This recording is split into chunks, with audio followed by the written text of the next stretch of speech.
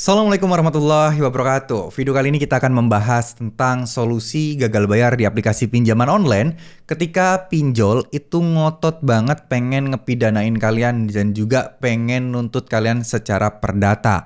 Apa yang harus kalian lakukan? Sebenarnya sangat-sangat mudah dan sangat-sangat gampang sekali.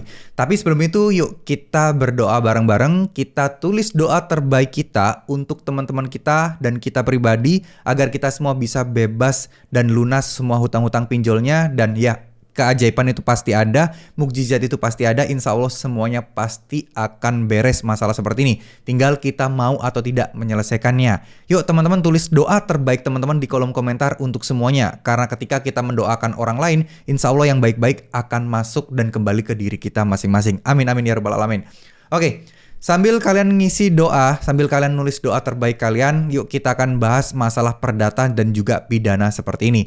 Insya Allah sih ya, insya Allah tidak akan pernah kalian terusut soal pidana. Karena ya kalian meminjam sesuai dengan alur dan proses, itu tidak akan terjadi lagi teman-teman ya.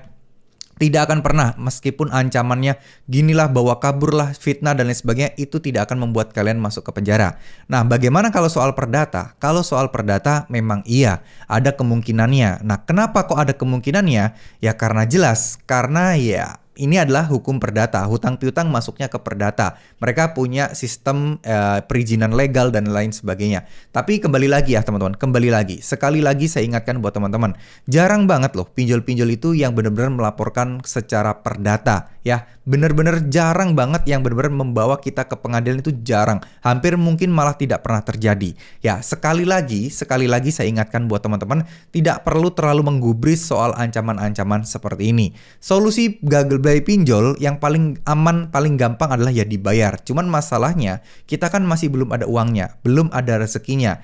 Nah, kembali lagi, siapa sih yang ngasih kita rezeki? Yang ngasih kita rezeki adalah Allah Subhanahu wa Ta'ala atau Tuhan Yang Maha Esa, Sang Pencipta kita. Oleh karena itu kita harus kembali ke Sang Pencipta, kita harus mengadu ke Sang Pencipta, kita harus curhat, harus berdoa, minta tolong ke Sang Pencipta. Terkadang orang terlalu fokus gimana cara cari duit, terlalu fokus gimana caranya cari uang di sini, cari uang di sini, cari uang di sini. Tapi mereka lupa bahwa yang ngasih uang, keran rezekinya, yang muter keran rezeki kalian biar ngalir ke diri kalian adalah Sang Pencipta kita, Allah Subhanahu wa Ta'ala. Jadi bagaimana sih langkah pertama yang harus kita lakukan adalah ya udah sholat tobat dulu aja. Siapa tahu ada dosa kita yang menghambat rezeki kita. Itu yang pertama. Yang kedua, jalankan ibadah-ibadah sunnah, jalankan amalan-amalan yang pelunas hutang atau penarik rezeki, jalankan semuanya ya.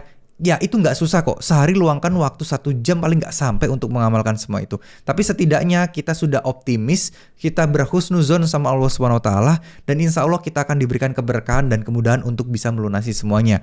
Ingat, nggak ada satupun di dunia ini orang yang bisa menolong kalian terkait masalah hutang. Hanya diri kalian sendiri.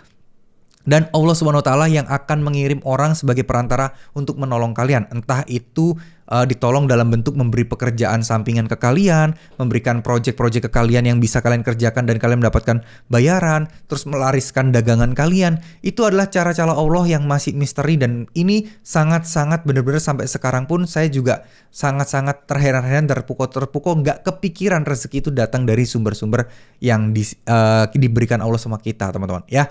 Jadi yuk coba sering-sering sholawat Jibril, lakukan sehari minimal 100 kali, kalau perlu 1000 kali.